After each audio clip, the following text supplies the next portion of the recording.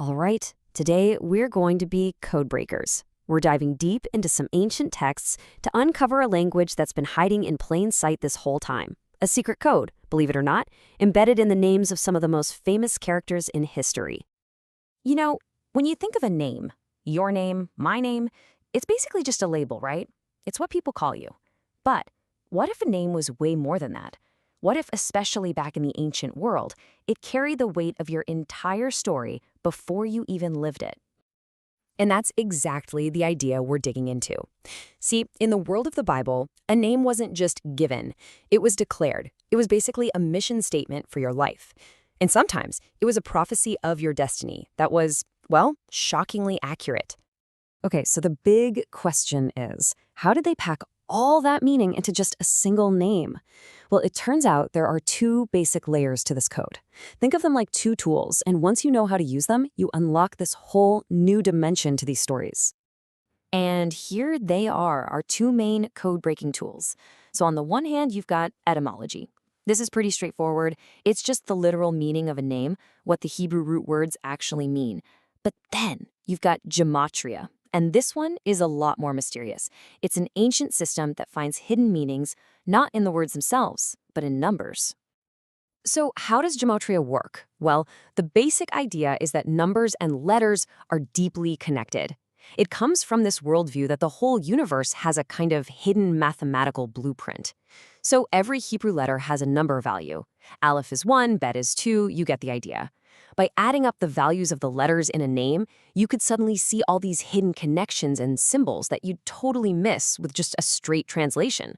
It's almost like a layer of mathematical poetry running just beneath the surface. Okay, so that's the theory. But let's put it into practice, right? Let's look at a few key people and see how their names aren't just names. They're actually these tiny, packed stories that define their entire purpose.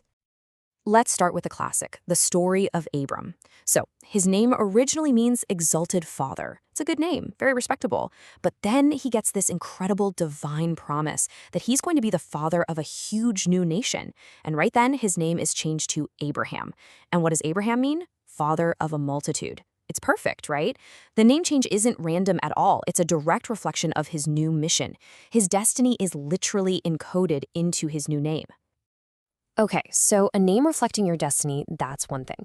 But what about a name that predicts a specific world-changing event hundreds of years before it happens? Yeah, this is where it gets seriously wild. Let's talk about Methuselah. His name means something very specific. When he dies, it shall be sent. So what happens? He lives for 969 years, which is, by the way, the longest lifespan mentioned in the entire Bible. And what happens in the exact same year that he finally dies? The Great Flood begins. Think about that. The prophecy hidden in his name when he was just a baby was fulfilled almost 1,000 years later, down to the very year. I mean, talk about foreshadowing. And this isn't some clever trick that was added in later. No, this whole naming convention is there from page 1, right from the very beginning. It's used to set the stage and define the most fundamental characters in the human story. And you see this pattern again and again.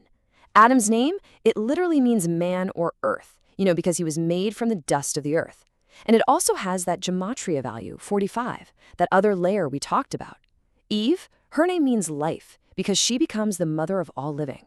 Noah's name means rest, and he's the one who brings rest from a cursed world. And Isaac, his name means he laughs, which is a direct reference to his mom, Sarah, laughing when she was told she'd have a kid in her old age. It's just so consistent. The literal meaning gives you the story, and the numbers add this whole other mystical layer. The name really is a perfect little summary of who they are. So, okay, we've cracked a few of these codes. Pretty cool, right? But what's the big takeaway? Why does any of this actually matter when you're reading these stories? Well, the most important thing to get is that nothing here seems to be an accident. These names are just packed with meaning. They're like a key that unlocks a character's true identity, their purpose in the larger story, and even the huge events they're going to be a part of. Honestly, reading these stories with this in mind, it's like watching a movie in black and white your whole life and then suddenly seeing it in full color. This whole new symbolic layer just pops, and you see how intentional everything really is. And look, this is really just scratching the surface. We've only glanced at a handful of names, and there are hundreds more. It kind of makes you wonder, doesn't it? What other secrets, what other prophecies and hidden connections are still just sitting there, waiting to be found, coded into names we thought we already knew?